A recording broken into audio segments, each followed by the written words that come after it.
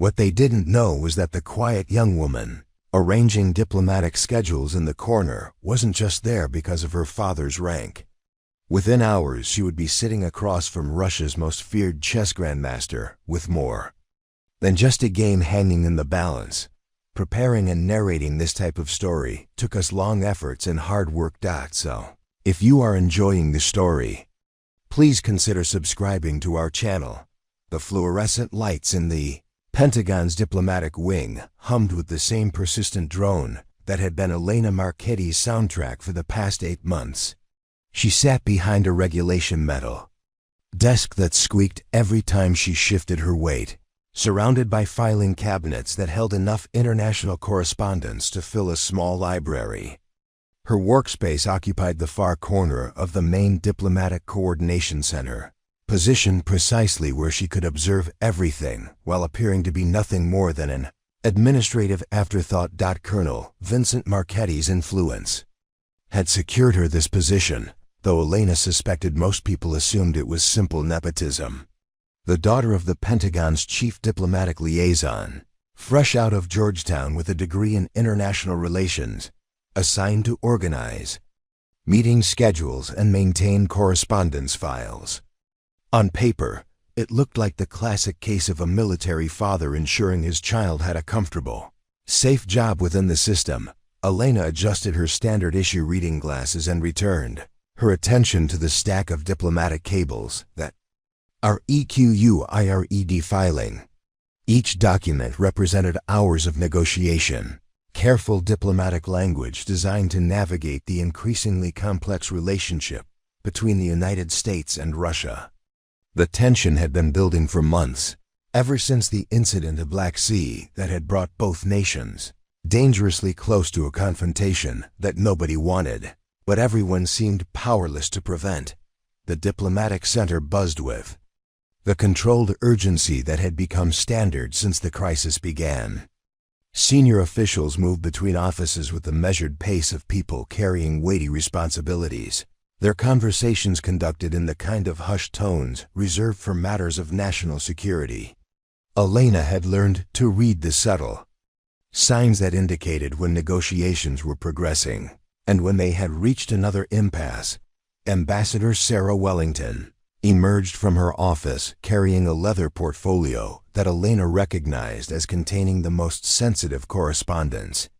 Wellington was the kind of career diplomat who had survived 5 different administrations by combining genuine expertise with an uncanny ability to navigate political currents.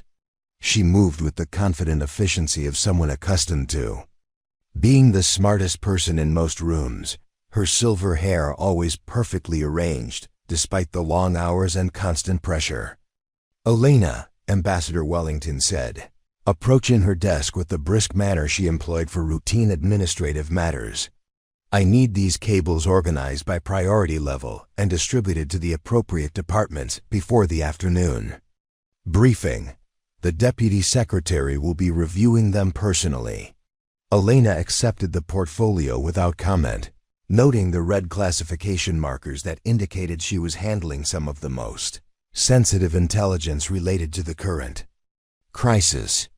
Most people in her position would have been nervous about accessing such high-level documents, but Elena had been reading classified materials since she was 16, when her father had begun quietly preparing her for a world where understanding geopolitical complexity might someday matter more than following conventional career paths. "Also," Wellington continued, lowering her voice slightly, "there's been another development in the Moscow situation. The Russians have proposed what they're calling a cultural exchange as part of the negotiation process. Something about demonstrating mutual respect through traditional intellectual pursuits." Elena looked up from the documents, her interest piqued by the unusual nature of the proposal. In her experience, when diplomats started talking about cultural exchanges during tense negotiations, it usually meant someone was looking for a way to save face while backing down from an untenable position. "What kind of intellectual pursuits?" she asked, though she suspected she already knew the answer. Wellington's expression suggested she found the entire concept mildly ridiculous, Chess, apparently. They want to arrange some kind of exhibition. Match as a gesture of goodwill. Probably an attempt to demonstrate Russian cultural superiority while appearing to engage in peaceful competition. Elena nodded thoughtfully, filing the information away while maintaining the carefully neutral expression she'd perfected over months of handling sensitive information. Around her, the diplomatic center continued its carefully orchestrated dance of international relations, with staff members moving between offices, updating briefing materials, and maintaining the constant communication that kept two nuclear powers from stumbling into a conflict that could reshape global politics.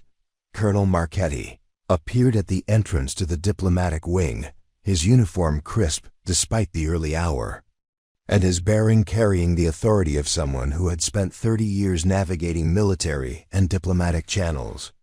Elena watched her father move through this space with the easy confidence of a man who understood both the formal protocols and informal power structures that governed international relations. Other staff members straightened slightly when he passed, acknowledging his rank and position within the complex hierarchy that managed America's most sensitive diplomatic relationships. Elena had grown up watching this subtle choreography of respect and influence, learning to recognize the difference between authority that was granted by position and authority that was earned through competence and judgment. Morning briefing. In 20 minutes, Colonel Marchetti announced to the assembled staff, "The Moscow situation has developed some new complications overnight. I'll need comprehensive updates from all departments before we brief the secretary."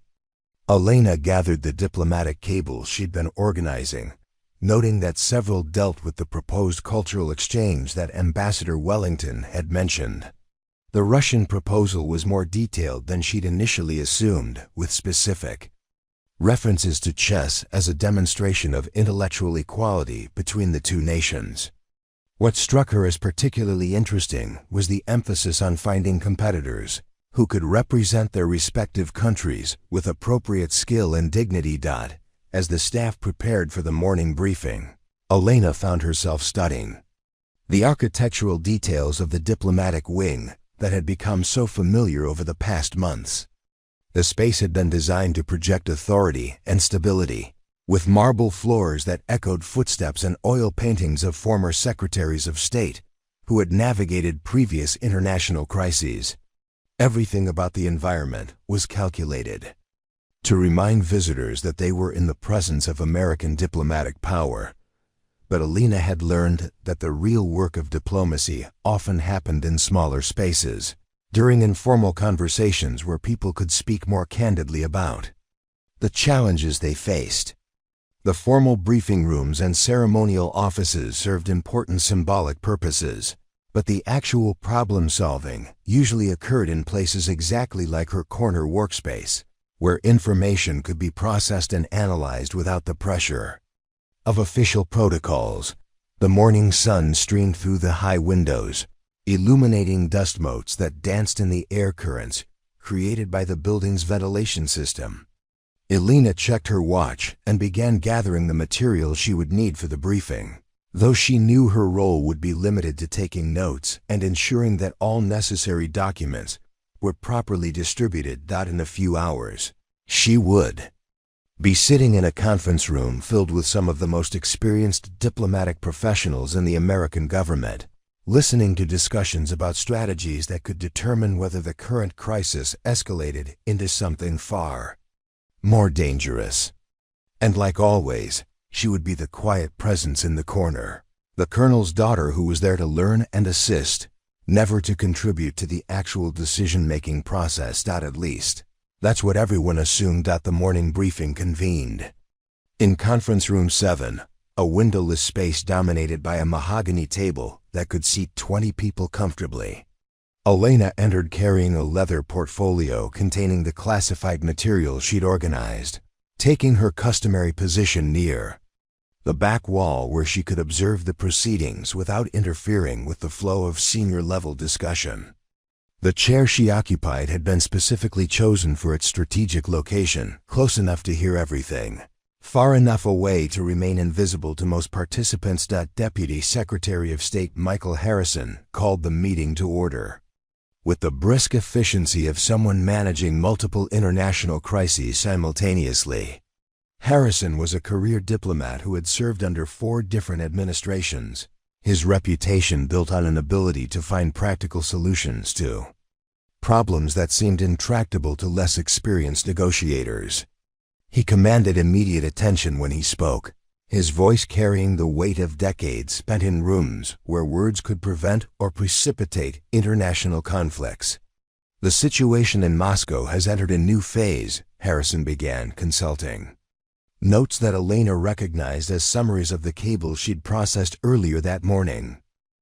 The Russians are proposing what they call a demonstration of mutual respect through intellectual competition. Specifically, they want to arrange a chess match as part of the broader negotiation framework. General Patricia Sawyer, the Pentagon's representative to the diplomatic team, leaned forward in her chair with the skeptical expression she reserved for proposals that struck her as politically motivated rather than strategically sound. Elena had observed enough of these interactions to recognize that General Sawyer approached every Russian initiative with the assumption that it contained some hidden advantage for Moscow's negotiating position. And we're supposed to believe this is anything other than a propaganda opportunity? General Sawyer asked, her tone suggesting she'd already reached her conclusion about the proposal's merit. The Russians excel at creating spectacles that make them look reasonable while advancing their actual objectives.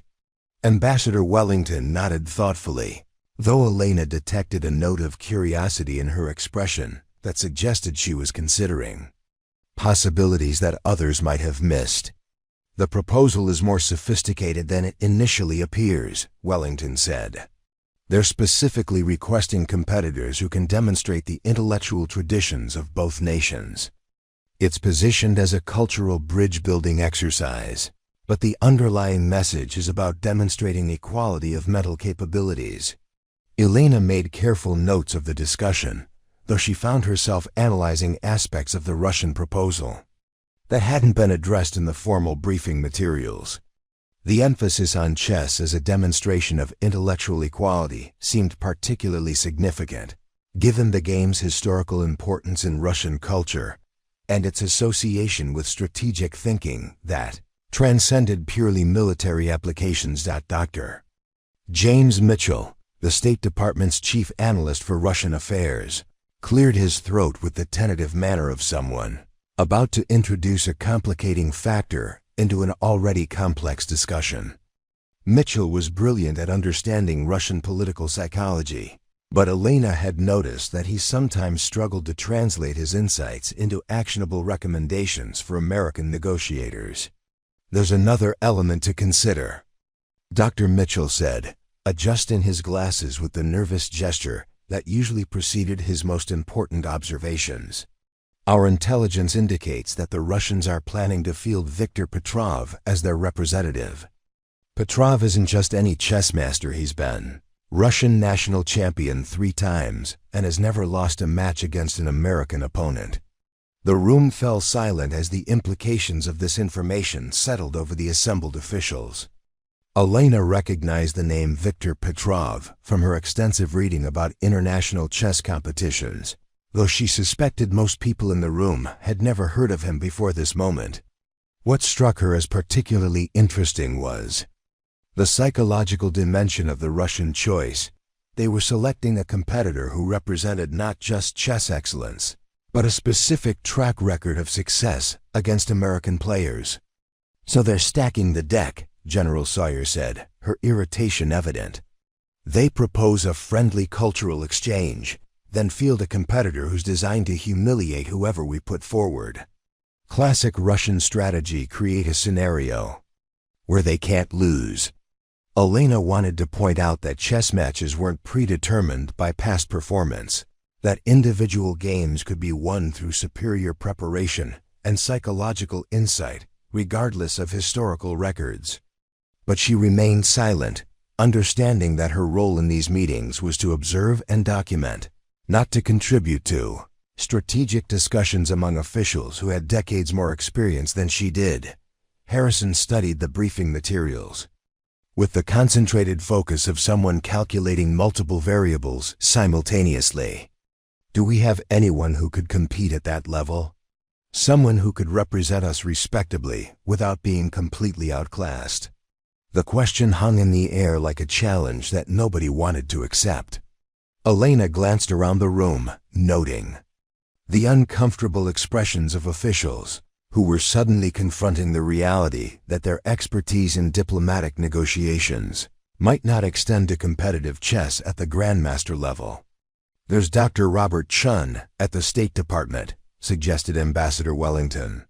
"He's supposed to be quite good at chess, and he has the right kind of academic credentials to represent us appropriately." Dr. Mitchell consulted his tablet, apparently accessing information about Chen's background. Chen is rated as an expert-level player, which is respectable for recreational chess, but he's never competed against international-level opponents. Against someone like Petrov, he'd likely be defeated quite decisively. Elena found herself mentally reviewing what she knew about Dr. Chen's playing style from the few games she'd observed during lunch breaks in the State Department cafeteria. He was methodical and well-studied, but he lacked the tactical creativity and psychological insight that characterized truly elite players. Against Petrov, he would be not just outmatched but probably overwhelmed by the difference in competitive experience. "What about reaching out to the American chess community?" suggested General Sawyer. "There must be players who could compete at the appropriate level." Harrison shook his head with the expression of someone who had already considered and rejected that option. The Russians would interpret that as evidence that we're taking this too seriously, that we're treating their cultural proposal as a serious competitive challenge rather than a diplomatic gesture. "We need someone from within the government, someone who represents our institutional capabilities rather than our national chess talent." The discussion continued for another 20 minutes, with various officials proposing candidates who were eventually deemed unsuitable for different reasons. Elena listened to each suggestion being evaluated and discarded, noting that the fundamental problem wasn't finding someone who could play chess at a respectable level, it was finding someone who could compete against a Russian grandmaster without embarrassing the United States in what had become a symbolic confrontation. As the meeting began to wind down, Elena heard Colonel Marchetti's voice from across the room. "Perhaps we should consider declining the Russian proposal entirely. If we can't field an appropriate competitor, it might be better to focus on more traditional diplomatic channels." The suggestion was met with nods of agreement from several officials, though Elena could see the frustration in their expressions. The Russians had created a situation where declining their proposal would look like an admission of intellectual inferiority, while accepting it would likely result in a public demonstration of American defeat in a competition that had been designed to favor the Russian participant. Elena closed her notebook and prepared to leave the conference room, understanding that her role in the morning briefing was complete. As she gathered her materials, she heard fragments of conversation from officials who were still discussing the chess challenge with the resigned tone of people who had been outmaneuvered by a cleverer opponent. "Typical Russian strategy," someone was saying. "Create a no-win situation and then act surprised when we're reluctant to participate." Elena walked back to her desk in the corner of the diplomatic center, carrying with her the knowledge that some of the most experienced negotiators in the American government had been stymied by a chess challenge that they viewed as both trivial and insurmountable. Around her, the normal rhythm of diplomatic work continued, with staff members processing correspondence and updating briefing materials, apparently unaware that a simple game proposal had revealed a significant gap in their institutional capabilities.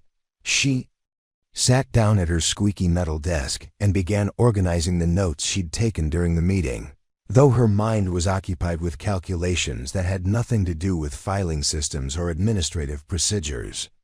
In her experience, the most interesting problems were often the ones that appeared simple on the surface, but revealed deeper complexities when examined more carefully. The Russian chess challenge was exactly that kind of problem. Elena returned to her desk and opened the diplomatic correspondence she'd been organizing before the morning briefing, though her attention kept drifting to the chess challenge that had perplexed the senior officials. While she mechanically sorted cables by priority level, her mind was analyzing Viktor Petrov's recent games, particularly his victory against French Grandmaster Antoine Dubois at the Monaco International Tournament 3 months earlier. The Dubois match had been decided by a knight sacrifice on move 23 that appeared reckless to casual observers, but demonstrated Petrov's ability to calculate complex variations 15 moves ahead. Elena had studied the game extensively when it was first published, not because she was interested in chess as entertainment, but because she understood that Petrov's tactical innovations revealed important aspects of his psychological approach to high-pressure competition. She reached into her desk drawer and retrieved a slim notebook bound in black leather, its pages filled with analysis written in her careful handwriting. To anyone glancing over her shoulder, it would appear to be routine administrative notes. But Elena had developed a system of notation that allowed her to record detailed chess analysis while maintaining the appearance of clerical work. The notebook contained her observations about dozens of Grandmaster games, with particular attention to players who might someday represent strategic challenges for American interests. The entry for Viktor Petrov occupied 17 pages and included not just game analysis but psychological profiles based on his playing style, interview comments, and behavioral patterns during tournament competition. Elena had been tracking Petrov's career for 2 years, ever since her father had mentioned that the Russian chess establishment was increasingly viewed as a source of soft power projection for Moscow's international relations efforts. Her analysis suggested that Petrov's greatest strength was his ability to maintain psychological pressure during complex middle game positions, forcing opponents to make decisions under time pressure that revealed their strategic weaknesses. He particularly excelled against players who relied on memorized opening variations, using unexpected early game moves to force opponents into unfamiliar territory where their preparation became irrelevant. Elena glanced around the diplomatic center to ensure she wasn't being observed, then opened a secure laptop that she used for research purposes.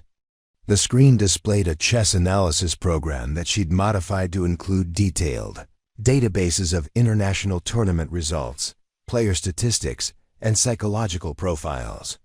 Her modifications weren't officially authorized, but Elena had learned that sometimes the most useful tools were the ones that existed outside formal bureaucratic channels. She pulled up Petrov's complete tournament record, noting patterns that hadn't been discussed during the morning briefing. Against American opponents, Petrov had indeed never lost, but his victories had often been narrow, decided by slight advantages accumulated over long grinding games rather than brilliant tactical combinations. This suggested that he was beatable by someone who understood his preferred strategic themes and could avoid the psychological traps that had ensnared previous opponents. The analysis also revealed that Petrov had struggled against players who employed irregular opening systems, particularly those who prioritized piece activity over positional considerations. His 3 career defeats had all come against opponents who had abandoned conventional strategic principles in favor of sharp tactical complications that prevented him from establishing the type of positional control he preferred. Elena made additional notes in her black notebook, using the notation system she developed to record insights that might prove useful if the diplomatic team decided to pursue the chess challenge. Her handwriting was deliberately difficult to read, appearing to casual observers as routine administrative shorthand while actually containing sophisticated strategic analysis. Ambassador Wellington approached her desk carrying a folder of documents that required immediate attention. Elena, I need you to research everything you can find about this Viktor Petrov situation. Background, tournament results, anything that might help us understand what we're dealing with.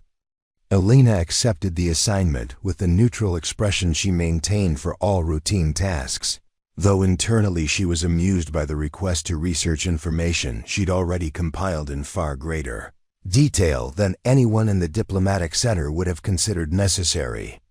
Of course, Ambassador. How comprehensive should the research be? Comprehensive enough to brief the secretary tomorrow morning, Wellington replied. The Russians are pressing for a response to their proposal, and we need to understand exactly what kind of competitive challenge they're presenting. Elena nodded and began organizing files on her desk, creating the appearance of beginning research while actually considering how much of her existing analysis she could present without revealing the extent of her chess knowledge. The challenge would be providing useful information while maintaining the fiction that she was simply a diligent administrator conducting routine background research. As Wellington walked away, Elena noticed Dr. Mitchell approaching her workspace.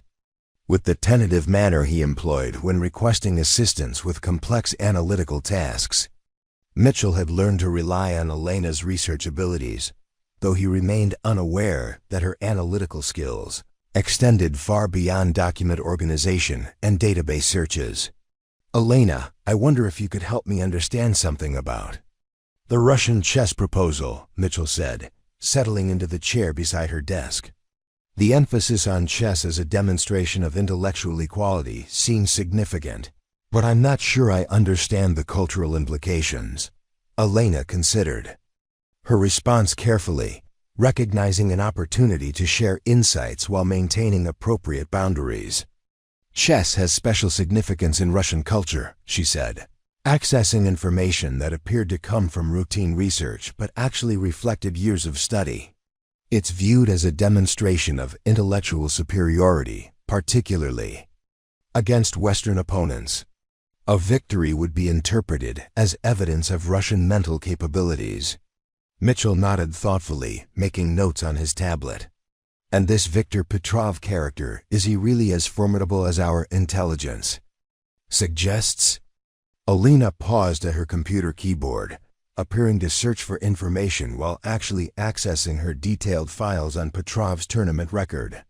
He's certainly accomplished, she said, selecting facts that would be available through routine research. 3-time Russian national champion, rated among the top 50 players worldwide. But he's not invincible. He's lost matches against opponents who understood his playing style. Really? Mitchell's interest was clearly piqued. What kind of playing style does he prefer? Elena realized she was approaching the boundary between information that would be available through routine research and insights that reflected deeper chess expertise. He's very methodical, she said carefully. He prefers positions where he can gradually build pressure rather than engaging in sharp tactical battles. Players who can create complicated positions tend to give him more trouble. Mitchell continued taking notes, apparently unaware that Elena's analysis was far more sophisticated than routine background research would typically provide. Do you think we have anyone who could compete against him effectively? The question hung in the air between them, and Elena found herself considering how to respond without revealing too much about her own capabilities. It would depend on finding someone who understands his approach and can avoid the psychological traps that have defeated previous opponents, she said, maintaining the tone of someone reporting research findings rather than expressing personal expertise. After Mitchell left, Elena returned to her analysis, reviewing games where Petrov had been defeated or placed in difficult positions. The pattern was clear to anyone who understood chess at a deep level. Petrov could be beaten, but only by someone who combined technical skill with psychological insight and the tactical creativity to force the game into unfamiliar territory. She closed the chess analysis program and returned to her routine administrative tasks, though her mind continued processing strategic possibilities that hadn't been discussed during the morning briefing. Around her, the diplomatic center continued its normal rhythm of international correspondence and meeting preparation. with staff members apparently unaware that the Russian chess challenge represented a more complex problem than they had initially realized. Elena organized files with mechanical efficiency, while calculating variations that extended far beyond the scope of routine diplomatic research. In her experience, the most interesting problems were often the ones that appeared simple on the surface, but revealed deeper complexities when examined with appropriate expertise. The Russian chess challenge was exactly that kind of problem, and Elena was beginning to understand that she might be the only person in the diplomatic center who fully appreciated both its complexity and its potential solutions. The secure laptop on Elena's desk chimed softly, indicating an incoming message from the State Department's Intelligence Division. She opened the encrypted communication to find a request for additional analysis of Viktor Petrov's recent tournament performance, specifically his matches against European opponents in the past 6 months. The request had been routed through Ambassador Wellington's office, suggesting that the chess challenge was receiving serious attention at senior levels. Elena began compiling the requested information, drawing from databases that required specialized access credentials her father had helped her obtain months earlier.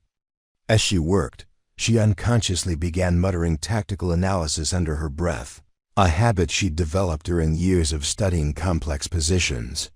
Knight to f5 creates a fork threat, but black can defend with bishop to g6, maintaining material equality while improving piece coordination. She was so absorbed in her analysis that she didn't notice General Marcus Torres approaching her desk until he cleared his throat. Elena looked up to find the Pentagon's deputy chief of staff studying her with an expression of curious intensity.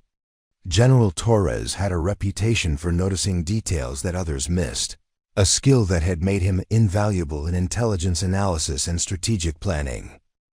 "Excuse me, Miss Marchetti," Torres said, his voice carrying the formal politeness he employed when addressing civilian personnel. "I couldn't help but overhear your commentary. Are you analyzing the Petrov chess situation?" Elena felt a moment of panic as she realized her mistake.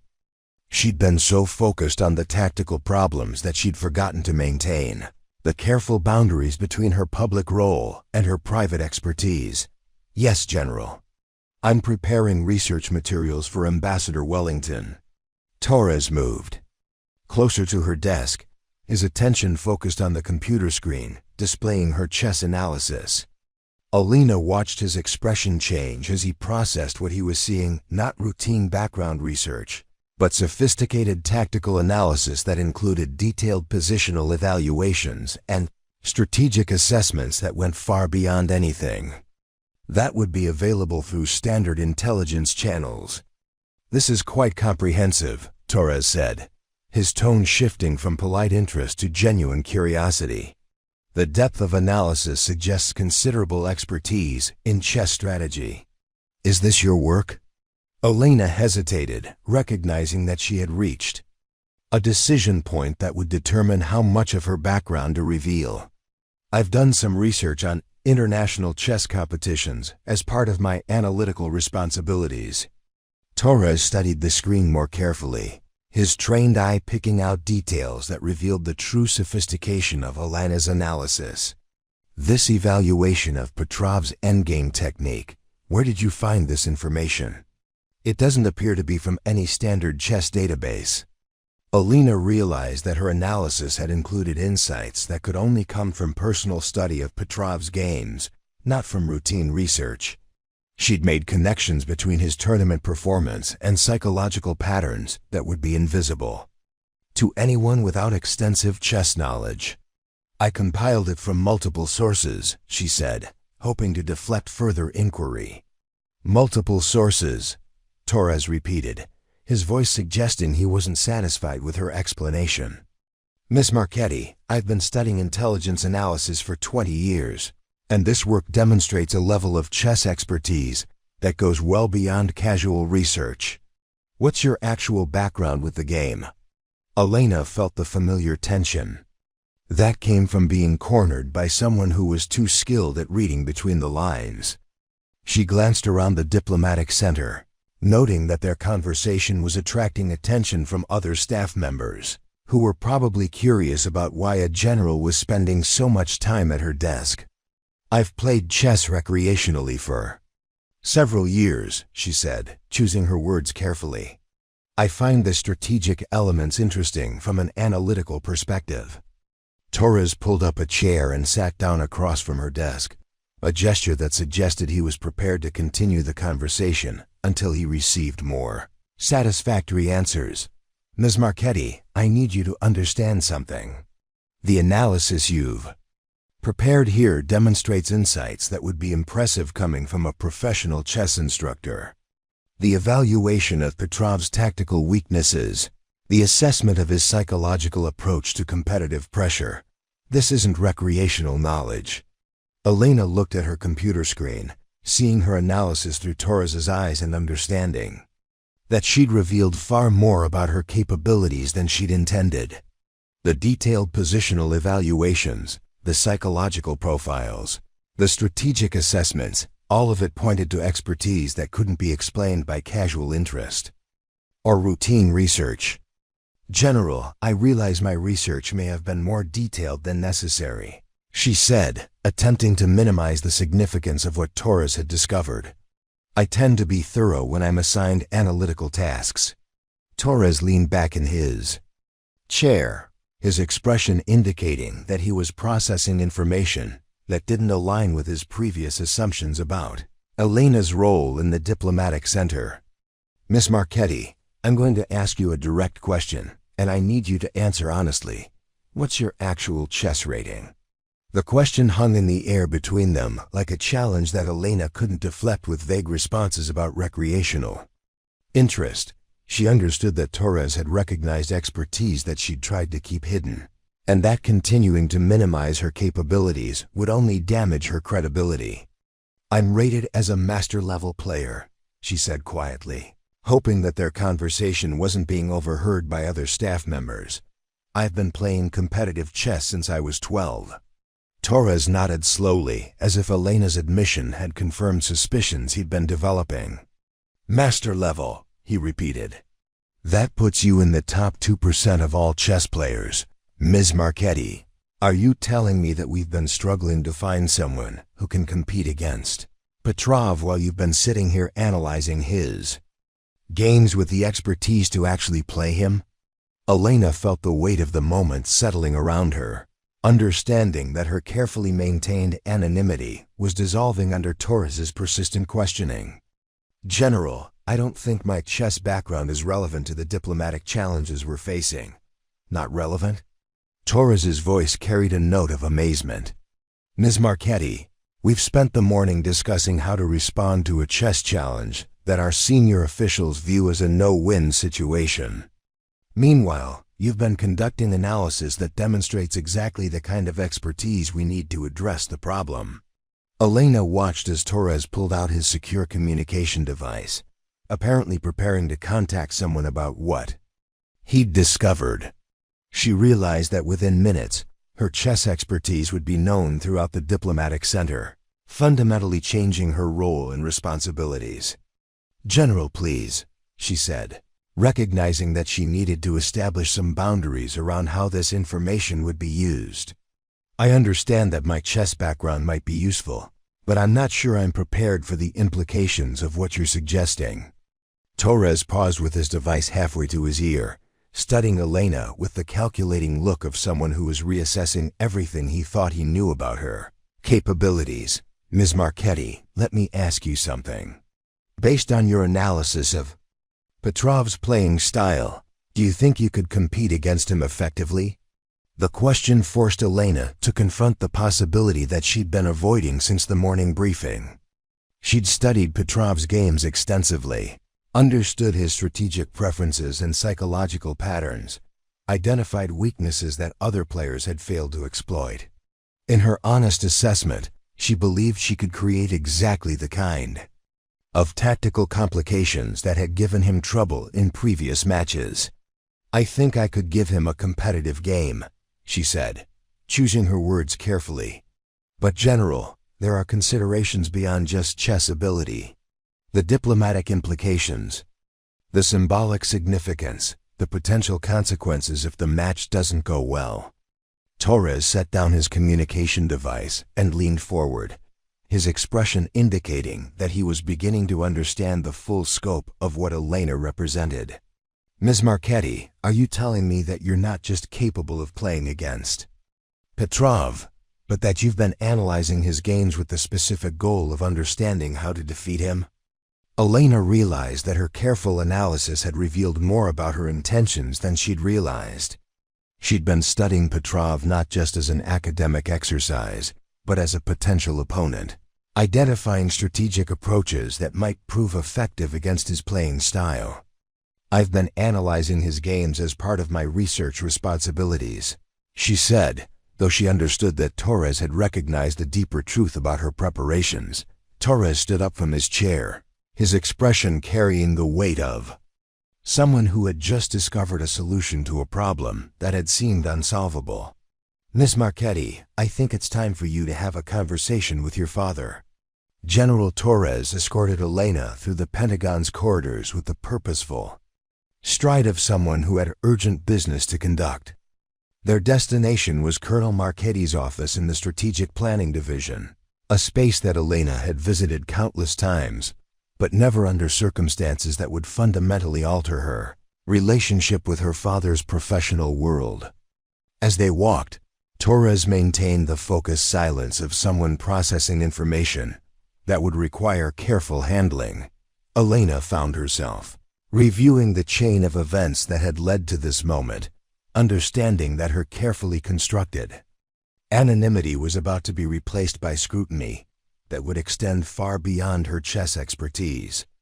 The revelation of her analytical capabilities had opened a door that couldn't be closed, and she suspected that whatever conversation awaited her would determine whether that door led to opportunity or catastrophe. Colonel Marchetti's office occupied a corner of the Strategic Planning Division, with windows that overlooked the Potomac River and walls lined with commendations from 3 decades of military service.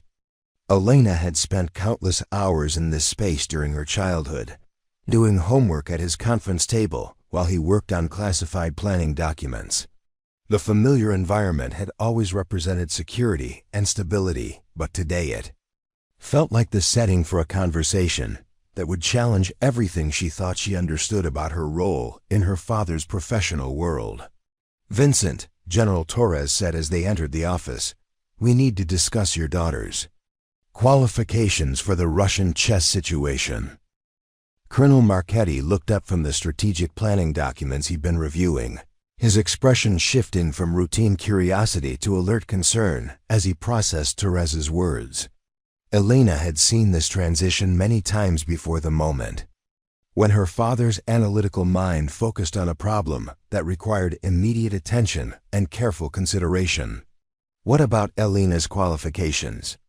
Colonel Marchetti asked, his tone suggesting he suspected the conversation was heading in a direction he might not be prepared to follow. Torres gestured toward Elena with the manner of someone presenting evidence that would speak for itself.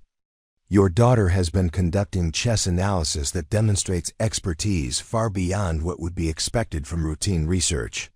When I questioned her about it, she revealed that she's a master-level player who's been studying Petrov's games with the specific goal of understanding how to defeat him.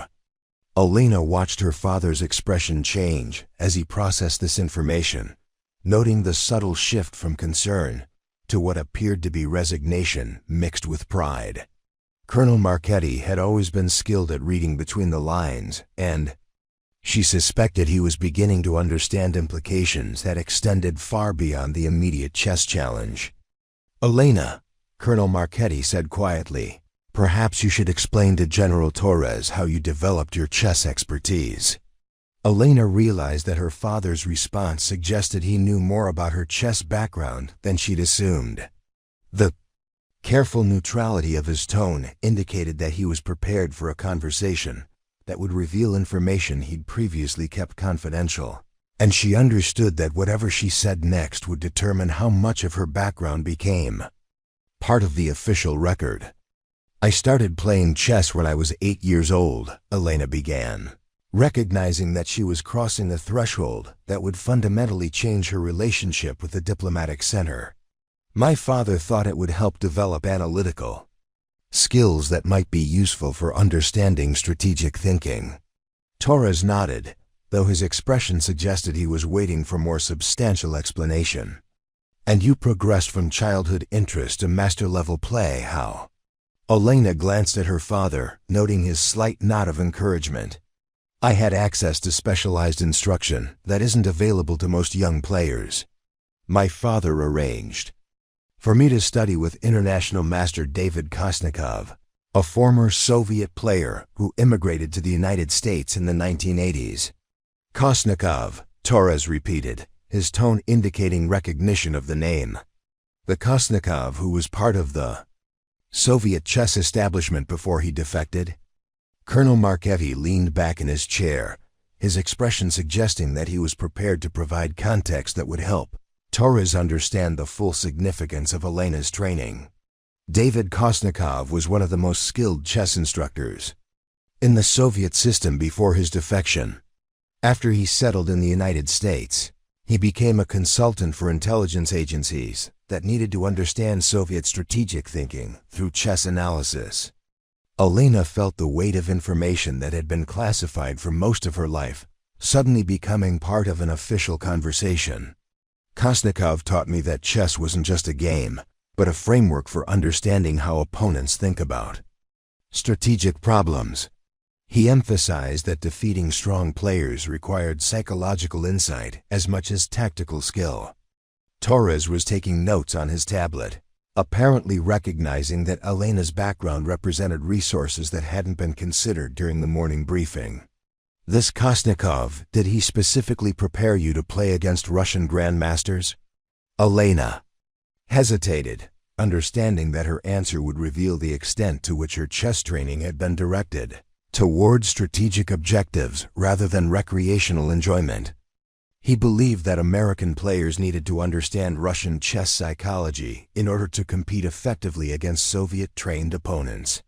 He taught me to recognize patterns in Russian strategic thinking that could be exploited during competitive play.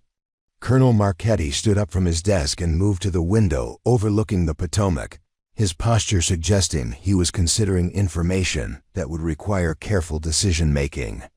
Elena's chess training was part of a broader educational program that I designed to prepare her for potential intelligence work. The chess component was intended to develop analytical skills, but Kosnikov's instruction went far beyond basic strategic thinking. Elena realized that her father was revealing information about her background that she hadn't fully understood herself. Kosnikov spent 3 years teaching me to think like a Russian chess player, to understand the psychological patterns that characterize Soviet-trained grandmasters. He said that knowing how opponents think about strategic problems was more important than memorizing opening variations. Torres looked up from his tablet, his expression indicating that he was beginning to understand the full scope of Elena's qualifications. Are you telling me that your daughter has been specifically trained to compete against Russian grandmasters using psychological insights developed by a former Soviet chess instructor? Colonel Marchetti returned to his desk, his manner suggesting that he was prepared to discuss information that had been classified for security reasons. Elena's training included detailed study of Russian chess psychology, analysis of Soviet strategic thinking patterns, and specific preparation for high-pressure competitive situations. Kosnikov believed that American intelligence needed personnel who could understand Russian strategic thinking through chess analysis. Elena felt the familiar tension that came from discussing classified information, even in a secure environment. Kosnikov taught me that players like Petrov rely on psychological pressure to defeat opponents who aren't prepared for the intensity of high-level competition. He showed me how to create tactical complications that force Russian players out of their comfort zones. Torres was writing detailed notes, apparently understanding that Elena's background represented capabilities that hadn't been considered during the diplomatic team's strategic planning. This training, how extensive was it? Elena glanced at her father, noting his slight nod of permission to continue. I studied with Kosnikov for 5 years, from age 12 to 17. During that time, I played regularly against other students who had been trained in Soviet chess methods. Kosnikov arranged practice matches against visiting Russian players to test my ability to compete under realistic conditions. Preparing and narrating this type of story took us long efforts and hard work. So if you are enjoying the story, please consider subscribing to our channel. Colonel Marchetti moved back to his desk, his expression indicating that he was prepared to provide additional context that would help Torres understand the full implications of Elena's background. Elena's chess training was part of a broader intelligence preparation program that included language study, cultural analysis, and strategic thinking development. The chess component was designed to provide practical experience in competing against Soviet-trained opponents. Torres set down his tablet and looked directly at Elena, his expression suggesting that he was beginning to understand the full scope of what her training represented. Ms. Marchetti, based on this background, what's your assessment of your chances? Against Viktor Petrov? Elena considered the question carefully, understanding that her answer would determine whether she would be asked to represent the United States in a chess match that carried significant diplomatic implications. Petrov is an excellent player, but his strategic approach follows patterns that I've studied extensively. I believe I can create the kind of tactical complications that have given him trouble in previous matches. Colonel Marchetti in general. Torres exchanged glances, apparently recognizing that Elena's background represented a solution to the chess challenge that hadn't been considered during the morning briefing. Elena understood that her carefully maintained anonymity was ending, and that whatever came next would test everything she'd learned during years of preparation for exactly this kind of strategic confrontation. The secure conference room filled with tension as Ambassador Wellington reviewed the intelligence files that General Torres had compiled about Elena's chess background. Deputy Secretary Harrison sat across from Elena, his expression indicating skepticism about whether a 24-year-old administrative assistant could represent American interests against one of Russia's most accomplished grandmasters, regardless of her training credentials. Ms. Marchetti, Harrison said, consulting notes that summarize her conversation with Torres and Colonel Marchetti. Your background is certainly impressive, but competing against Viktor Petrov requires more than theoretical knowledge of Russian chess psychology. We need to be certain that you can perform under the kind of pressure that comes with high-stakes international competition. Elena understood the diplomatic team's hesitation. Her credentials looked impressive on paper, but she hadn't competed in tournament chess for several years, and her claims about being able to defeat Petrov would seem unrealistic to anyone who didn't understand the specific nature of her training. She needed to demonstrate her capabilities in a way that would convince experienced officials that she represented a viable solution to their diplomatic challenge. I understand your concerns, Elena replied, maintaining the calm tone she'd learned from years of handling sensitive situations. If you'd like to arrange a demonstration match, I'm confident I can show you that my training has prepared me for exactly this kind of challenge. General Torres leaned forward in his chair, his expression suggesting that he'd been considering exactly that possibility. As it happens, we may have an opportunity to test your capabilities sooner than expected. Dr. Robert Chen from the State Department is here today, and he's agreed to play a demonstration match to help us evaluate your chess skills. Elena recognized Chen's name from her research into potential American representatives for the Russian challenge.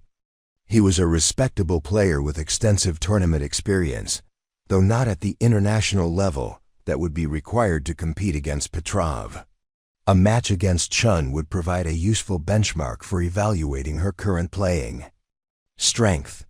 Dr. Chen has been rated as an expert-level player for the past 15 years, Ambassador Wellington added, apparently wanting to establish the significance of the proposed test. He's represented the State Department in several diplomatic chess exhibitions, and he's never been defeated by a government employee. Elena nodded, understanding that defeating Chen would demonstrate competence, without necessarily proving she could handle the psychological pressure of competing against a Russian grandmaster. I'd be happy to play against Dr. Chen. When would you like to arrange the match? Harrison checked his watch, apparently calculating how much time they could devote to chess evaluation, given their other diplomatic responsibilities. Chen is available this afternoon. We can set up a demonstration match in the executive conference room, with video recording for later analysis.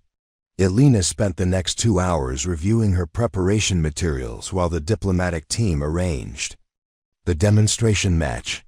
She studied recent games by players who employed similar strategic approaches to Chen, noting his preference for positional play and his tendency to avoid sharp tactical complications. Her analysis suggested that Chen would be most vulnerable to irregular opening systems that forced him into unfamiliar territory, where his extensive book knowledge would become less relevant. The executive conference room had been configured with a regulation chess set positioned beneath overhead cameras that would record the match for subsequent analysis. Elena arrived to find Dr. Chen already seated at the board, studying the position with the focused concentration of someone taking the demonstration seriously. Chen was in his late 40s, with the methodical manner of someone who approached chess as an intellectual exercise rather than a competitive battle. "Ms. Marchetti," Chen said, rising to shake hands with the formal politeness that characterized his approach to diplomatic interactions.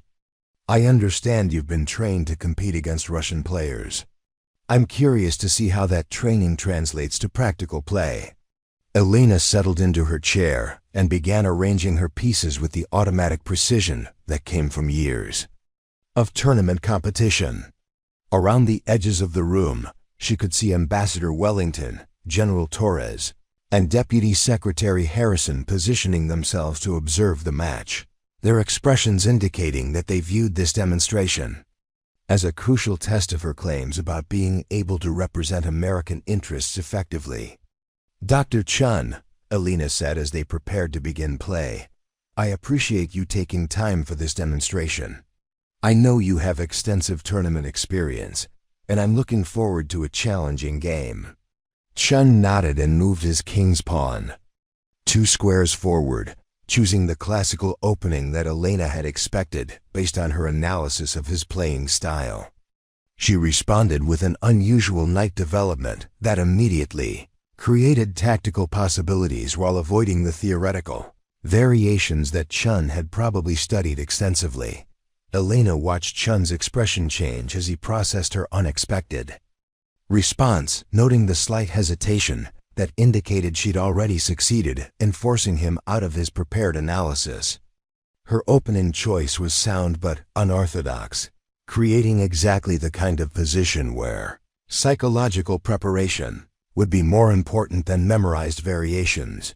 The middle game developed with the complex tactical interplay that Elena had sought to create. Chen played with careful precision, but Elena could see that he was spending increasing amounts of time calculating variations that he hadn't anticipated during his preparation.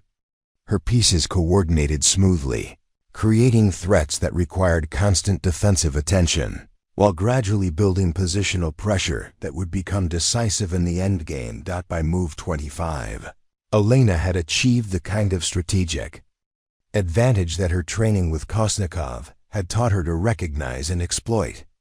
Chen's position was defensible but passive, requiring him to respond to her initiatives rather than creating threats of his own. The psychological momentum had shifted decisively in her favor, exactly as Kosnikov had predicted would happen when properly prepared players faced opponents who relied primarily on theoretical knowledge. Elena began the final phase of her attack with a pawn sacrifice that opened diagonal lines toward Chen's king position. The sacrifice was strategically sound, but required precise calculation to avoid. defensive resources that Chen might discover under time pressure. She'd studied similar positions during her training, understanding that players of Chen's level would find the defensive moves if given sufficient time to analyze the complications. Chen studied the position for nearly 10 minutes before accepting the pawn sacrifice, apparently recognizing that declining would leave him in an even more difficult strategic situation. Elena had anticipated his decision and continued with the tactical sequence that would force his king into an exposed position where her remaining pieces could coordinate for a decisive attack. The final combination began with a queen sacrifice that Chen clearly hadn't anticipated. Elena offered her most powerful piece in exchange for Chen's rook and bishop, creating a material imbalance that would favor her active pieces in the resulting endgame. Chen stared at the position for several minutes, apparently calculating whether accepting the sacrifice would improve his defensive chances. "That's a remarkable combination," Chen said quietly, his tone indicating that he recognized the tactical brilliance of Elena's sacrifice. "I don't see how I can avoid accepting it, but the resulting position looks very dangerous for my king." Elena maintained her calm expression while Chen deliberated, understanding that the psychological pressure of the moment was as important as the tactical accuracy of her calculation. Kosnikov had taught her that forcing opponents to make difficult decisions under time pressure was often more effective than finding the objectively strongest moves. Chen finally accepted the queen sacrifice, triggering the tactical sequence that Elena had calculated 15 moves earlier. Her remaining pieces coordinated with devastating effect, creating multiple threats that Chen couldn't address simultaneously. Within 10 more moves, Chen's position had become hopeless, and he resigned with the gracious manner of someone who recognized superior preparation and execution. "Congratulations, Ms. Marchetti," Chen said, offering his hand across the board. "That was an exceptional display of tactical creativity and strategic understanding. I can see why your instructors believed you were prepared for high-level competition." Elena accepted his congratulations while noting the reactions of the diplomatic officials who had observed the match. Ambassador Wellington was taking detailed notes, apparently documenting Elena's performance for subsequent briefings. General Torres wore the satisfied expression of someone whose assessment had been validated by practical demonstration. Deputy Secretary Harrison approached the chessboard and studied the final position, his expression indicating that he was reassessing his initial skepticism about Elena's capabilities. "Ms. Marchetti, that was quite impressive. Dr. Chen is known for his defensive skills, and I've never seen him overwhelmed so decisively." Elena understood that her demonstration against Chen had achieved its intended purpose, proving that her claims about chess expertise were backed by practical ability to compete at a high level. The match had validated her training while demonstrating the psychological insights that would be crucial for competing against someone like Viktor Petrov. But she also understood that defeating Chen was merely the preliminary test that would determine whether she would be given the opportunity to face the much greater challenge that awaited. The encrypted communication arrived at Elena's desk at 060 hours the following morning, bearing the diplomatic seal that indicated maximum priority classification. The message was brief but decisive. The Russian delegation had accelerated their timeline and was demanding an immediate response to their chess challenge proposal. Viktor Petrov had arrived in Washington 12 hours ahead of schedule, and Moscow was pressing for the cultural exchange to begin within 48 hours. Elena understood immediately that the Russians had recognized an opportunity to apply pressure at a moment when American officials were still debating their response strategy. By compressing the timeline, they were forcing a decision before the diplomatic team could fully evaluate their options or arrange alternative approaches to the broader negotiations that hung in the balance. Ambassador Wellington summoned Elena to an emergency briefing in the secure conference room, where she found the senior diplomatic team reviewing intelligence reports that had arrived overnight. The atmosphere was tense with the urgency that characterized crisis management, and Elena could see from the officials' expressions that the chess challenge had evolved from a peripheral diplomatic gesture into a central element of much larger strategic concerns. "The situation has deteriorated significantly," Deputy Secretary Harrison announced without preamble. "Our intelligence indicates that the Russians are using the chess challenge as a distraction while they position military assets in the Black Sea region. They're calculating that our attention will be focused on the cultural exchange while they advance their actual strategic objectives." Elena absorbed this information while reviewing the overnight intelligence summaries, recognizing that the chess match had become a crucial element in a complex diplomatic chess game that extended far beyond the 64 squares of an actual board. The Russians were leveraging their chess proposal to create multiple pressures simultaneously, forcing American officials to address symbolic and substantive challenges at the same time. General Torres consulted his secure tablet, accessing real-time intelligence that painted an increasingly complex picture of Russian intentions. "Moscow is treating this as a test of American resolve. If we decline the chess challenge, they'll interpret it as evidence that we're unwilling to compete intellectually. If we accept and lose decisively, they'll use it as propaganda to demonstrate Russian superiority during the broader negotiations." Elena realized that her demonstration match against Dr. Chen had occurred just as the stakes were escalating beyond anything the diplomatic team had initially anticipated. What had begun as a cultural gesture was now embedded in strategic calculations that could affect the balance of power in the Black Sea region and influence international perceptions of American competence. "There's another complication," Ambassador Wellington added, her tone indicating that the situation was becoming even more challenging. "Viktor Petrov isn't just representing Russian chess excellence. Our sources indicate that he's been briefed by Russian intelligence services and is prepared to use the match as a platform for psychological operations designed to undermine American confidence." Elena studied the intelligence assessments, noting references to Petrov's connections with Russian strategic planning organizations that went far beyond chess instruction. The match was being designed as a demonstration of Russian intellectual superiority that would resonate throughout the international community and potentially influence other nations. Perceptions of American capabilities.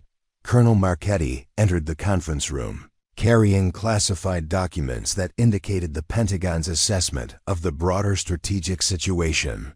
"The military implications are becoming clear," he announced, settling into his chair with the focused intensity that characterized his approach to crisis management. "The Russians are coordinating their chess challenge with fleet movements in the Black Sea. They're creating a situation where any American response will be interpreted as either intellectual weakness or military aggression." Elena felt the weight of expectation settling around her as she understood that the diplomatic team was looking to her as their only viable option for addressing a challenge that had evolved far beyond chess expertise. The intelligence assessments made clear that declining the match would be interpreted as American weakness, while losing it would provide propaganda ammunition that could influence international negotiations for months to come. "Ms. Marchetti," Deputy Secretary Harrison said, his tone carrying the gravity of someone making decisions with far-reaching consequences, "we need to understand your assessment of the situation. Based on your analysis of Petrov's psychological profile and playing style, what are your chances of achieving a result that serves American interests?" Elena considered the question carefully, understanding that her answer would determine whether she would be asked to represent American interests in a confrontation that carried implications far beyond chess competition. "Petrov is an exceptional player, but my training was specifically designed to address the psychological patterns that characterize Russian grandmasters. I believe I can create tactical complications that will neutralize his advantages." General Torres leaned forward, his expression indicating that he was prepared to address the practical arrangements that would be required if Elena accepted the challenge. The match would be conducted under diplomatic protocol with international observers and real-time coverage that would be monitored by intelligence services worldwide. The pressure would be unlike anything you've experienced in training situations. Elena had been preparing for exactly this kind of high-pressure competition since her early training with Kosnikov. But she understood that accepting the challenge would expose her to scrutiny that could affect her future career and her father's position within the Pentagon. The decision required weighing personal risks against the strategic importance of preventing Russian propaganda victories. "There's something else you need to understand," Ambassador Wellington added, consulting intelligence reports that detailed Russian preparations for the match. "Moscow has been planning this challenge for months, possibly years. Petrov has been specifically prepared to compete against American representatives, and he's been studying American chess psychology with the same intensity that you've been analyzing Russian strategic thinking." Elena realized that the Russians had been developing their chess strategy as part of a broader intelligence operation designed to demonstrate superiority across multiple domains simultaneously. The match would test not just chess skills, but the effectiveness of competing analytical systems that had been developed by intelligence organizations on both sides. Colonel Marchetti addressed his daughter directly, his tone carrying the weight of both parental concern and professional responsibility. "Elena, if you accept this challenge, you'll be representing more than chess expertise. You'll be demonstrating American intellectual capabilities in a context where defeat would have strategic consequences that extend far beyond the game itself." Elena stood up from the conference table and moved to the window overlooking the Pentagon's central courtyard, understanding that she was being asked to make a decision that would define her role in events with international significance. The training she'd received from Kosnikov had been designed for exactly this kind of strategic confrontation, but accepting the challenge would fundamentally alter her relationship with the carefully maintained anonymity that had protected her for years. "I understand the implications," Elena said, turning back to face the assembled officials. "But I also understand that declining this challenge would allow the Russians to achieve their strategic objectives without opposition. If my training can serve American interests, then I'm prepared to accept the responsibility." Deputy Secretary Harrison nodded slowly, recognizing that Elena's decision had resolved the diplomatic team's strategic dilemma while creating new challenges related to managing the international attention that would accompany her participation. "Very well, Ms. Marchetti. We'll inform the Russian delegation that the United States accepts their chess challenge and is prepared to field a representative who can compete at the appropriate level." Elena felt the familiar surge of adrenaline that came with accepting high-stakes challenges, understanding that within 24 hours she would be sitting across from Viktor Petrov in a contest that would test everything she'd learned about competing against Russian strategic thinking. The match would determine whether years of specialized training could serve American interests when the stakes extended far beyond chess mastery. The room filled with the focused energy that characterized crisis response as officials began coordinating the practical arrangements that would be required to transform a diplomatic gesture into a strategic confrontation with international implications. Elena understood that her careful anonymity was ending, and that whatever happened next would test her preparedness for representing American interests in contests where intellectual competition served broader strategic purposes. The cultural attache's office in the Russian embassy had been transformed into an impromptu chess arena, with television cameras positioned to capture every move while diplomats from 12 nations observed from chairs arranged around the playing area. Elena entered the room to find Viktor Petrov already seated at the board, his presence commanding attention with the quiet confidence of someone who had never doubted the outcome of any intellectual contest. Petrov was younger than Elena had expected. Perhaps 35. with the lean build and penetrating gaze of someone who spent his life calculating possibilities that others couldn't perceive. When he looked up to acknowledge her arrival, Elena recognized the analytical intensity that characterized elite competitors who viewed every interaction as an opportunity to gather intelligence about their opponent's psychological weaknesses. "Ms.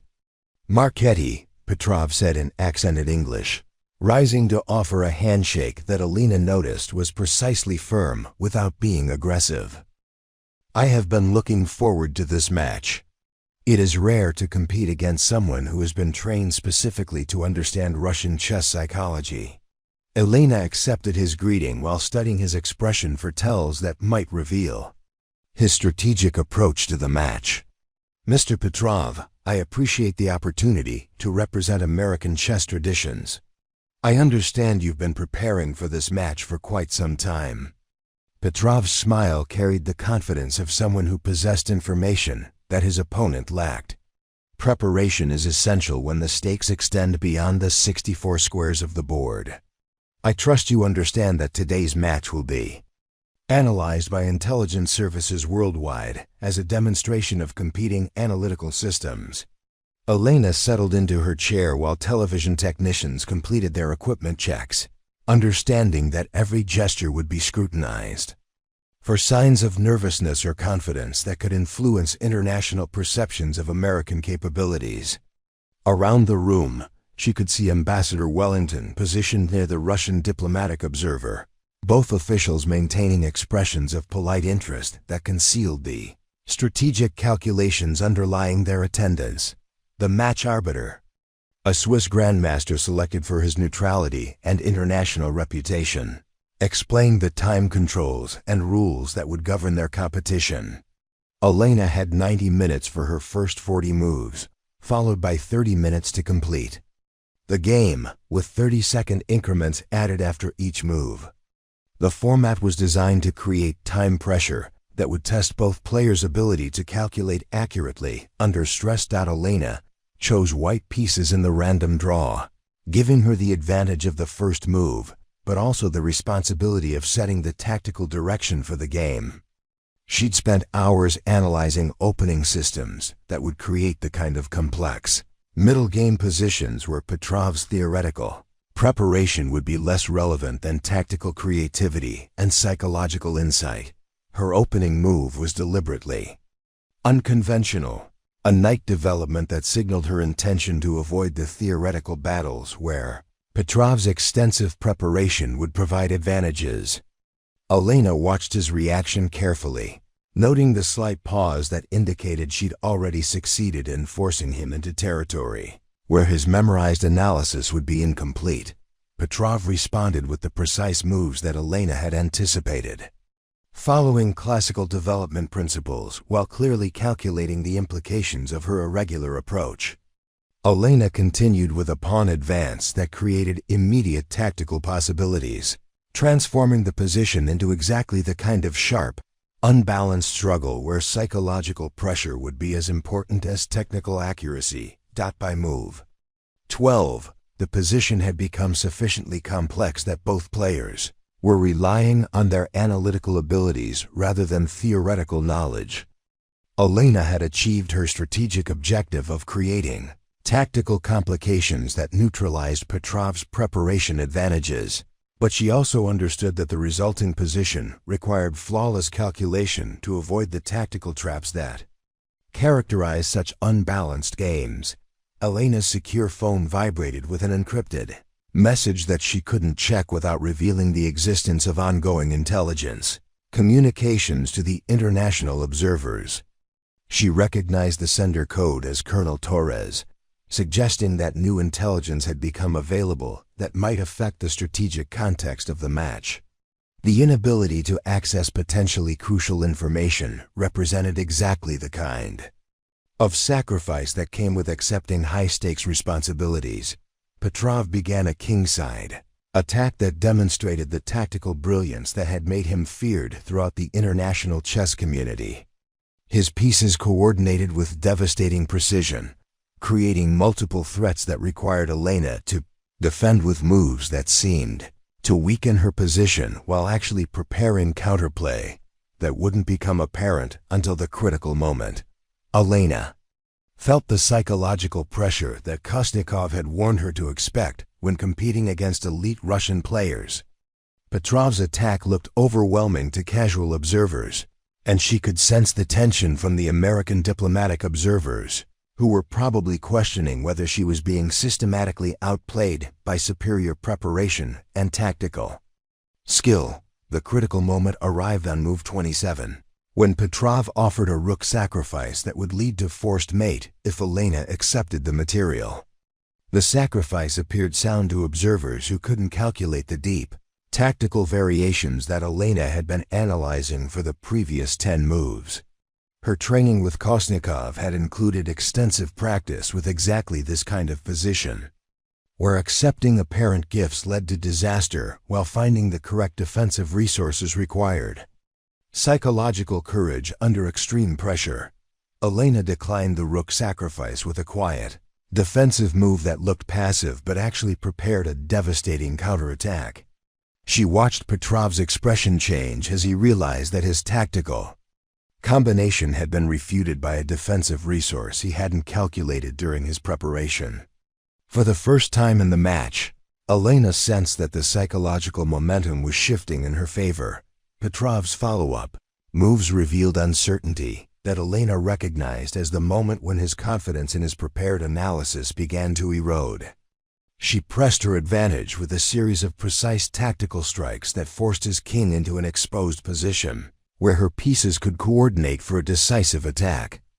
The position had transformed from desperate defense to winning attack within 6 moves, exactly as Kosnikov had taught her to expect when properly prepared players faced opponents who relied on tactical brilliance rather than deep strategic understanding.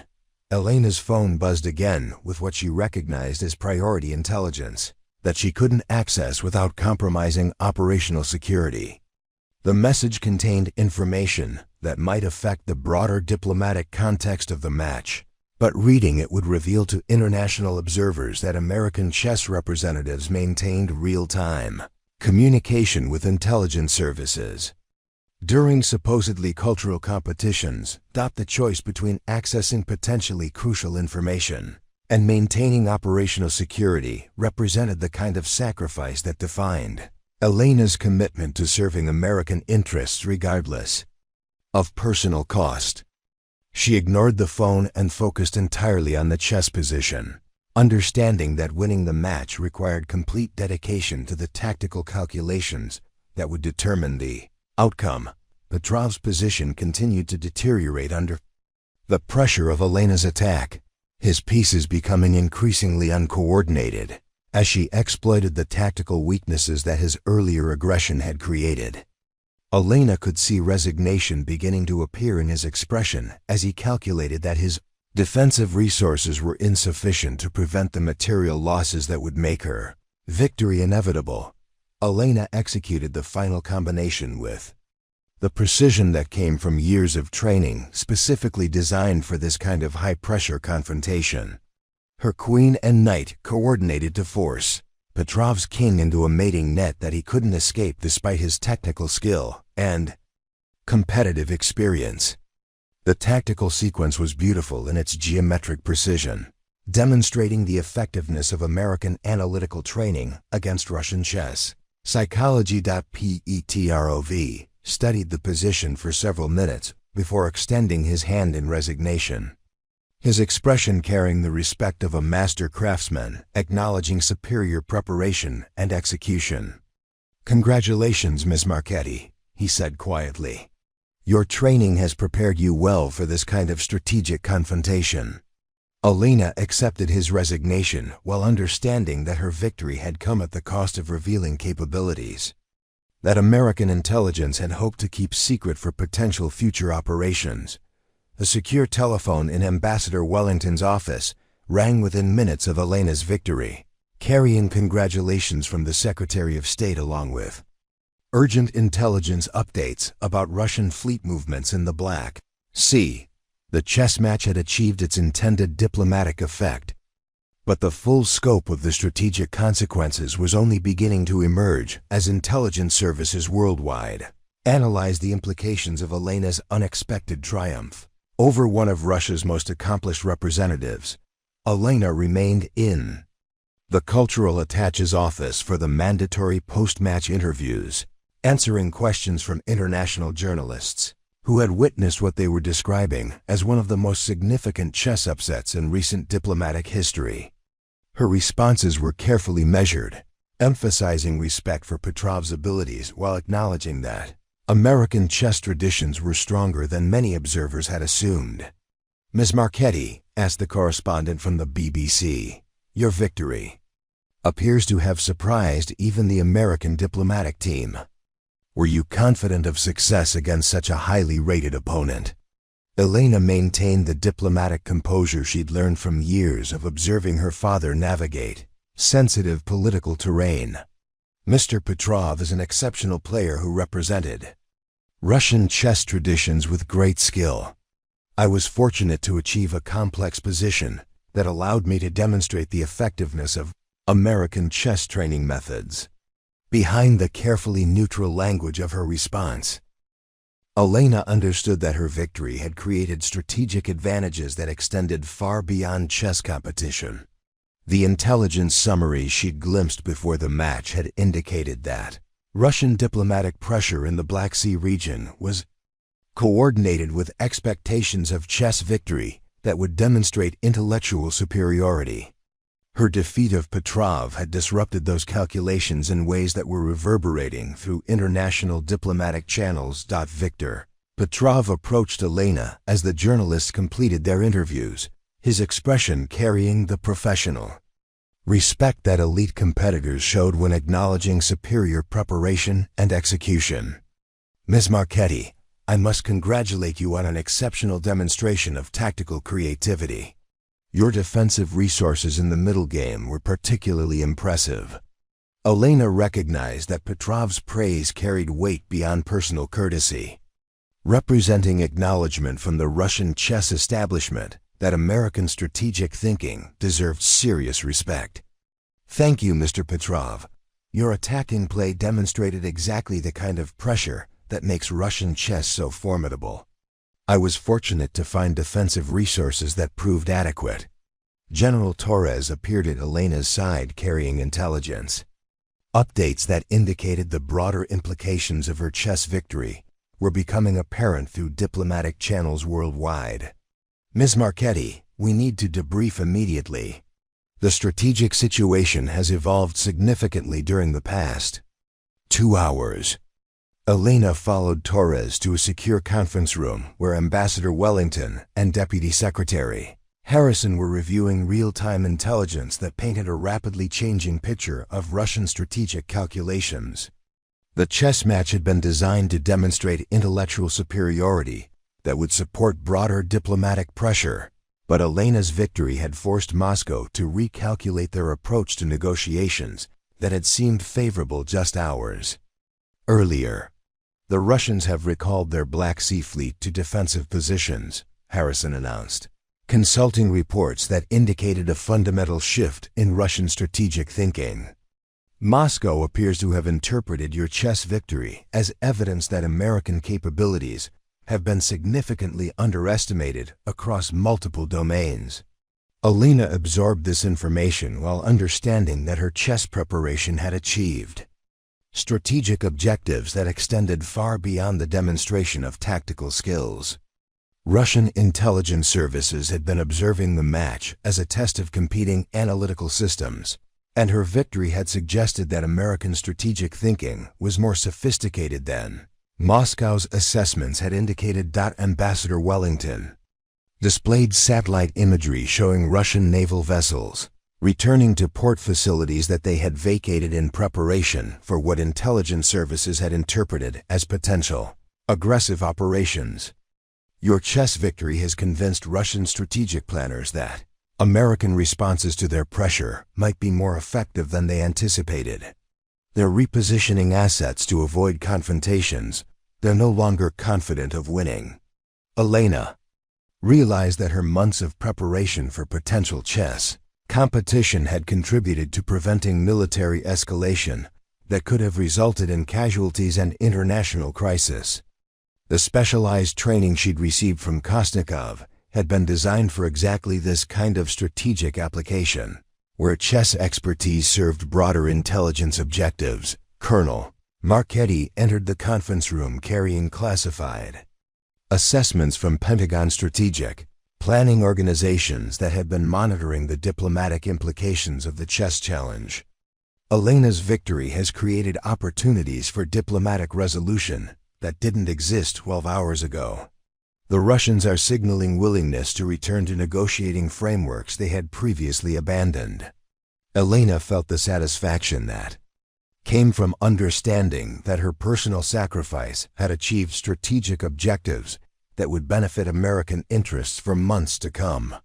The revelation of her chess expertise had ended her career anonymity, but it had also demonstrated that specialized training could serve national security objectives in ways that conventional diplomatic approaches couldn't achieve.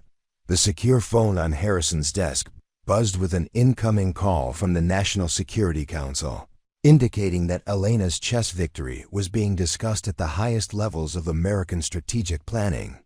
The cultural exchange that had begun as a peripheral diplomatic gesture had evolved into a central element of international relations that was influencing policy decisions across multiple government agencies. Elena's encrypted communications device finally displayed the intelligence updates that had been arriving during the chess match, revealing that Russian diplomatic representatives worldwide had been instructed to moderate their negotiating positions in response to what Moscow was interpreting as evidence of American strategic capabilities they had underestimated. "There's something else," General Torres announced, reading from classified reports that detailed international reactions to Elena's victory. Allied intelligence services are requesting briefings about American chess training programs, believing that Elena's victory demonstrates analytical capabilities that could be relevant to their own strategic planning needs. Elena understood that her chess expertise had attracted international attention that would require careful management to protect operational security while demonstrating American intellectual capabilities to allies who needed reassurance about strategic partnership benefits. The match had achieved diplomatic objectives while creating new responsibilities for maintaining strategic advantages. Ambassador Wellington reviewed diplomatic cables from American embassies worldwide, noting consistent themes about international perceptions of American capabilities that had been influenced by Elena's unexpected victory over a Russian Grandmaster. The psychological impact extends far beyond the chess community. Our representatives are reporting that allied officials are reassessing their assumptions about American strategic thinking across multiple domains. Elena realized that her victory had contributed to restoring international confidence in American intellectual leadership that had been eroded by months of Russian diplomatic pressure and propaganda campaigns designed to demonstrate Western weakness. The chess match had provided a concrete demonstration of American capabilities that complemented broader strategic messaging about technological and military superiority. Colonel Marchetti addressed his daughter directly, his expression carrying pride mixed with concern about the long-term implications of her sudden prominence in international affairs. "Elena, your victory today has served American interests in ways that will be analyzed by strategic planners for years to come. But it has also ended your ability to operate in the shadows where your skills might have been useful for different kinds of intelligence work." Elena nodded, understanding that her chess victory had been achieved at the cost of revealing capabilities that American intelligence had hoped to keep secret for potential future operations.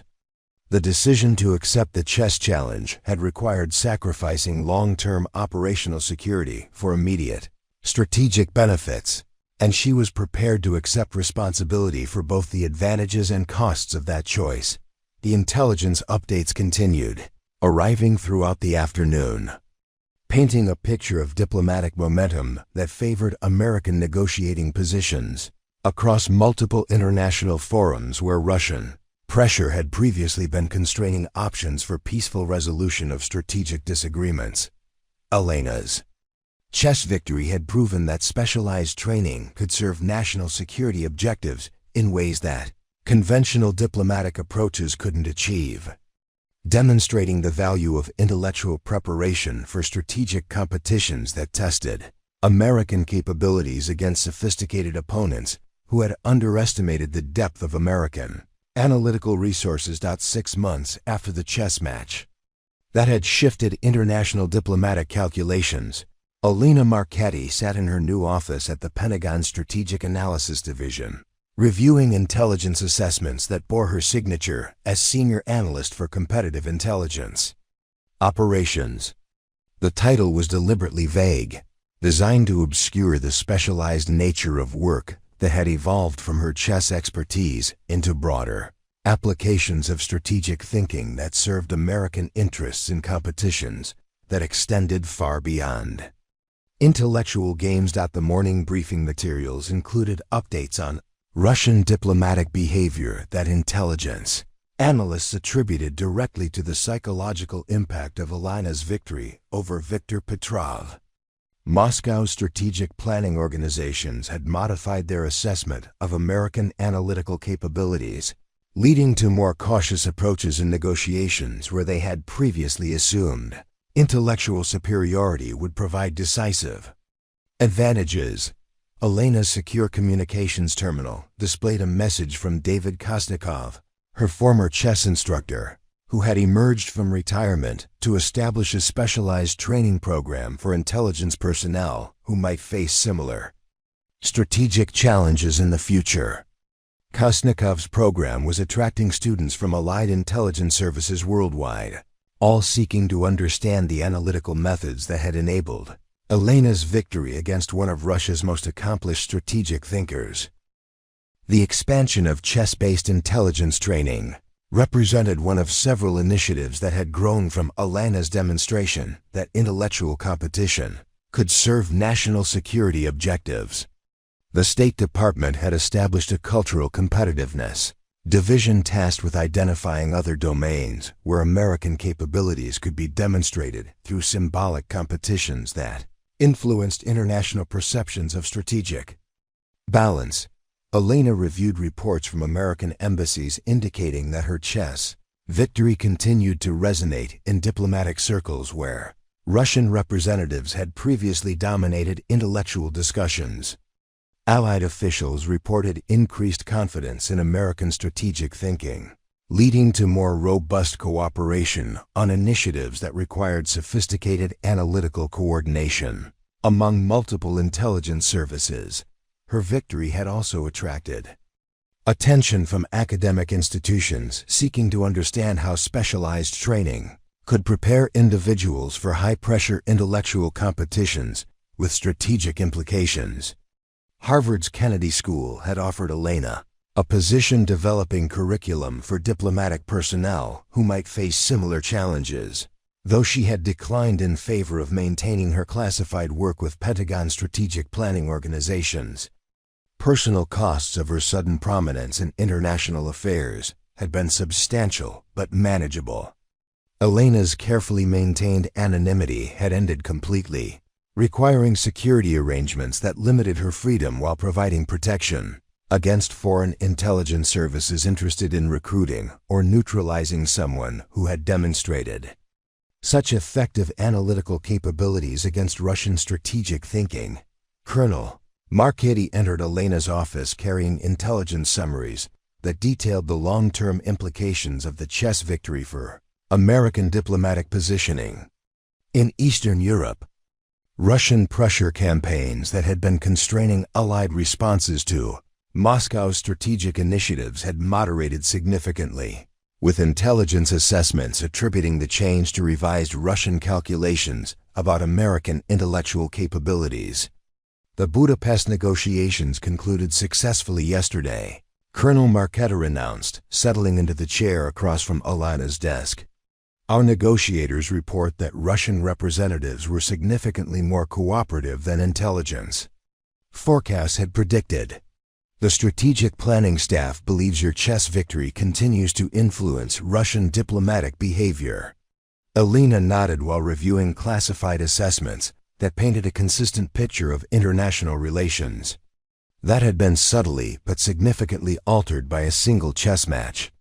The psychological impact of her victory had exceeded anything the diplomatic team had anticipated, creating strategic advantages that were still being exploited 6 months after the Kengva's initial competition. The success of chess-based diplomatic strategy had led to proposals for expanding similar approaches to other intellectual domains, where American capabilities could be demonstrated through symbolic competitions. The Pentagon was evaluating whether mathematical, technological, or scientific challenges could provide similar opportunities for influencing international perceptions of American strategic thinking. Elena's encrypted phone displayed a message from Viktor Petrov, who had contacted her monthly since their match to discuss chess positions and strategic analysis with the professional respect that elite competitors maintained regardless of political differences.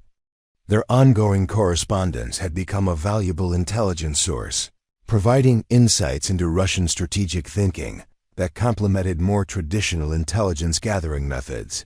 Petrov's latest message included analysis of a chess position that served as coded communication about Russian diplomatic intentions in Central Asia, demonstrating that their intellectual relationship had evolved into a channel for strategic information exchange that benefited both sides while maintaining appropriate operational security. Elena responded to Petrov's analysis with chess commentary that contained her own insights about American strategic thinking, understanding that their correspondence represented exactly the kind of intellectual diplomacy that her victory had made possible.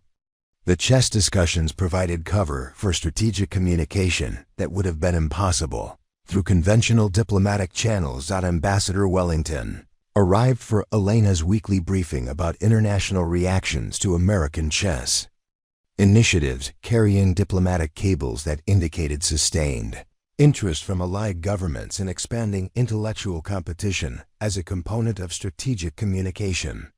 The success of Elena's chess victory had demonstrated that cultural exchanges could achieve diplomatic objectives that traditional negotiations couldn't address.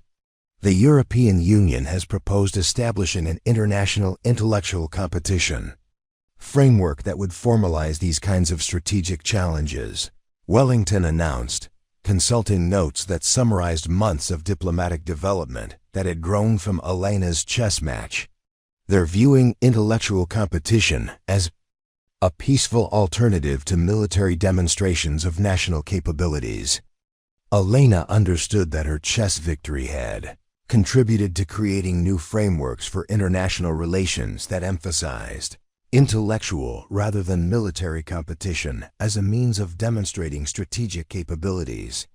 The psychological impact of her victory had validated approaches to diplomacy that prioritized analytical thinking over traditional power projection methods.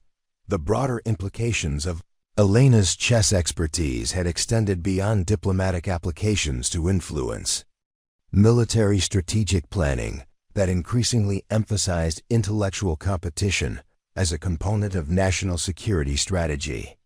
Pentagon planners were developing doctrine that treated intellectual capabilities as strategic assets, requiring the same systematic development that characterized traditional military resources. Elena's training program had expanded to include personnel from multiple intelligence agencies, all seeking to develop the kind of specialized expertise that could serve strategic objectives through intellectual competition. The success of her chess victory had demonstrated that properly prepared individuals could achieve strategic advantages that conventional diplomatic approaches couldn't provide. Elena reviewed intelligence assessments indicating that foreign governments were developing their own programs for training personnel in competitive intellectual disciplines. Recognizing that Elena's victory had established new standards for strategic thinking that required systematic responses from adversaries who couldn't afford to concede intellectual superiority to American capabilities. The evolution of intellectual competition as a component of international relations represented exactly the kind of strategic innovation that Elena's chess training had been designed to enable. Her victory over Petrov had proven that specialized preparation could achieve strategic objectives while avoiding the risks associated with military demonstrations of national capabilities. Elena closed her intelligence files and prepared for the afternoon briefing, where she would present analysis of competitive intellectual challenges that might serve American strategic interests during the coming year. Her chess victory had established her as the Pentagon senior expert on intellectual competition as strategic policy, creating responsibilities that extended far beyond chess expertise to encompass broader questions about analytical capabilities. In international relations, the legacy of her chess match against Viktor Petrov continued to influence American strategic thinking 6 months after the initial competition, demonstrating that individual expertise could serve national interests in ways that shaped international relations for years to come. Elena had sacrificed her anonymity and accepted personal risks to serve strategic objectives that had proven more significant than anyone had anticipated. Her victory had validated the principle that intellectual preparation could achieve strategic advantages that traditional diplomatic approaches couldn't provide, establishing new frameworks for international competition that emphasized analytical thinking over military demonstrations of power. Sometimes the most important strategic victories were won by individuals willing to risk everything to serve principles that transcended personal considerations. 2 years later, Elena stood before a classroom of young intelligence analysts at the Pentagon Strategic Training Center, watching them study chess positions that contained lessons about strategic thinking that extended far beyond the 64 squares of the board. Her students included personnel from 15 allied nations, all seeking to understand how intellectual competition could serve their country's strategic interests. The most important victory you can achieve, Elena told her students, is the one that prevents larger conflicts from ever beginning. Sometimes a single chess move can accomplish what entire military divisions cannot. Among her students sat a young Russian analyst, part of an exchange program that had grown from Elena's ongoing correspondence with Viktor Petrov. The intellectual diplomacy that had begun with their chess match had evolved into formal cooperation between strategic planning organizations that had once viewed each other as adversaries. Elena's phone buzzed with a message from her father, now serving as Pentagon liaison to the International Intellectual Competition Council, an organization that had emerged from proposals Elena had developed after her chess victory. The message contained coordinates for her next assignment, a mathematics competition in Geneva that would determine technology sharing agreements between NATO allies. Out of 36, Elena had become exactly what David Kosnikov had envisioned. During her childhood training, a strategic analyst who understood that intellectual competition could serve national interests while building bridges between nations that might otherwise resort to military confrontation. Her chess victory had established principles that were reshaping international relations through intellectual rather than military demonstrations of capability. Elena dismissed her students and prepared for the flight to Geneva, understanding that her work had evolved from chess expertise into something larger, the development of analytical thinking as a tool for international cooperation. Her victory over Viktor Petrov had proven that sometimes the most important battles were won by individuals willing to risk everything to serve principles that transcended personal considerations. If you enjoyed this story of how intellectual courage and strategic thinking can change the world, don't forget to subscribe to our channel and hit that notification bell. Share your thoughts in the comments below. What other hidden talents do you think could serve strategic purposes? Where are you watching from? We love hearing from our amazing viewers around the world who appreciate stories of determination, strategy, and unexpected heroism.